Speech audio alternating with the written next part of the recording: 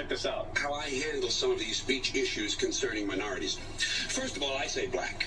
I say black because most black people prefer black. I don't say people of color because it's dishonest. It means precisely the same thing as colored people, which is an insult. So if you're not willing to say colored people, you shouldn't be willing to say people of color.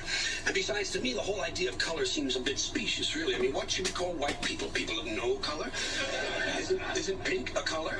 And in fact, white people are not really white at all. They're different shades of pink and olive and beige. In other words, they're colored.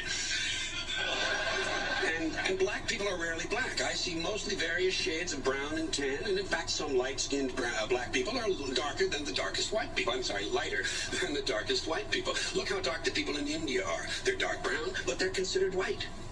May I see the color chart, please? People of color is an awkward phrase that obscures meaning rather than enhancing it. What should we call fat people? People of size? I also don't say African Americans. I find it cumbersome and confusing. Which part of Africa are we talking about? Egypt? Egypt is in Africa, but Egyptians aren't black. They're like the people in India. They're dark brown white people. But they're Africans. So why wouldn't an Egyptian citizen who becomes an Egyptian who becomes a U.S. citizen be called an African American? The same would apply to South Africa. Suppose a white racist from South Africa becomes an American citizen. Couldn't he call himself an African American? If for no other reason than just to bother black people.